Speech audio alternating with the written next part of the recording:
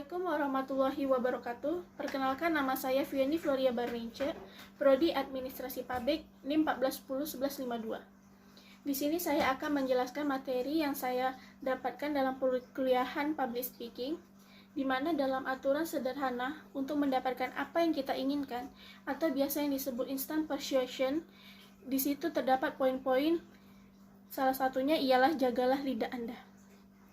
Tuhan memberikan lisan kepada manusia, itu merupakan karunia yang sangat terbesar yang harus kita syukuri. Namun, sayangnya banyak dari kita yang masih sulit untuk mengendalikan lisan kita sendiri. Bahkan ada peribahasa nih yang mengatakan bahwa lidah lebih tajam daripada pedang.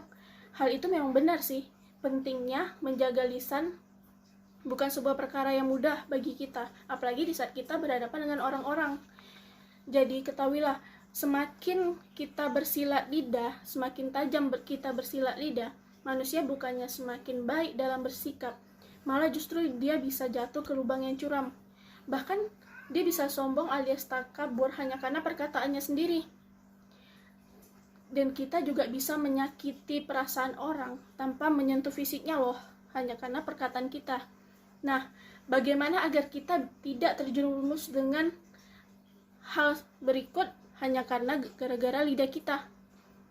Ada berapa hal yang bisa kita renungkan dan kita lakukan demi menjaga lidah dalam berucap.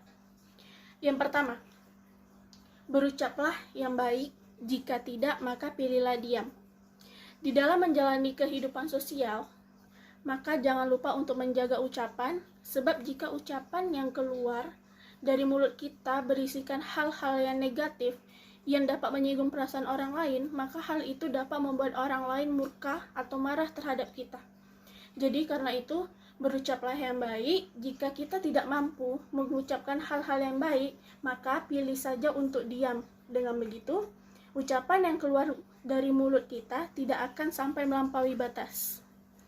Nah, yang poin kedua nih, jangan mengedepankan nafsu amarah dalam menjawab ucapan orang lain, karena kalimat yang terangkai pasti akan bersifat buruk. Artinya, saat seseorang marah, maka kemungkinan perkataan yang terkeluar dari mulutnya sendiri akan mengandung kalimat-kalimat yang buruk. Apabila hal ini terjadi, orang lain yang mendengarnya pasti akan merasakan sakit kan dalam hati.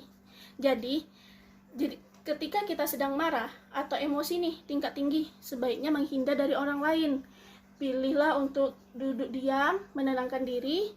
Jangan sampai sibuk bersilat lidah, apalagi di saat kita sedang emosi.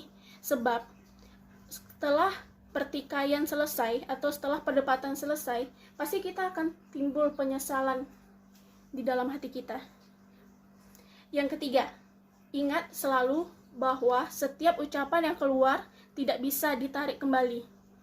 Nah, ucapan yang keluar dari mulut kita itu mustahil untuk bisa ditarik kembali. Jadi, kunci agar tidak sampai melampaui batas yaitu dengan cara menjaga lisan agar tidak gegabah berucap sesuatu. Sebaiknya sih tahan atau coba kita pikir dulu sebelum kita ingin bicara suatu hal pada orang lain. Jika kalimat yang kita ucapkan tidak ada manfaatnya atau hanya sia-sia saja, lebih baik nggak usah diucapkan. Cobalah untuk melatih lisan agar tidak mudah mengucapkan kalimat-kalimat yang nggak ada manfaatnya. Nah, poin yang keempat nih. Yang keempat itu, ibarat luka, ucapan yang menyakiti orang lain akan membekas dalam benaknya. Istilahnya tuh saat kita terluka, entah itu terkena pisau atau benda tajam lainnya, pasti luka tersebut akan membekaskan di kulit kita, dan itu tidak akan sembuh dalam waktu yang sebentar. Demikian juga dengan lidah yang kita ucapkan dengan orang lain. Jika ucapan yang keluar begitu saja mengandung kalimat yang menyakiti orang lain, maka orang tersebut pasti akan selalu mengingat kalimat tersebut dalam benaknya. Untuk itu, hati-hati dalam berucap ya. Yang terakhir nih, poin kelima, terakhir, banyaklah mengingat kesalahan diri. Dengan begitu, kita bisa meredam lidah untuk tidak sibuk mengata-ngatai orang lain. Ingatlah, semakin kita sering was-was diri akan membuat seseorang mudah untuk mendeteksi setiap kesalahan yang kita lakukan.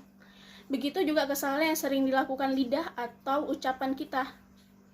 Jangan pernah jemuh untuk introspeksi diri. Dengan begitu, kita akan mudah meredam lidah atau lisan kita untuk tidak sibuk mengata-ngatai orang lain atau bahkan membicarakan orang lain. Nah, dari 5 hal yang saya sebutkan, demi menjaga lidah kita dalam berucap, dapat saya simpulkan sebenarnya penting untuk berpikir dahulu sebelum berbicara. Terkadang kekhilafan ucapan bisa merusak suatu hubungan di antara kita. Ya, lidah memang tidak bertulang.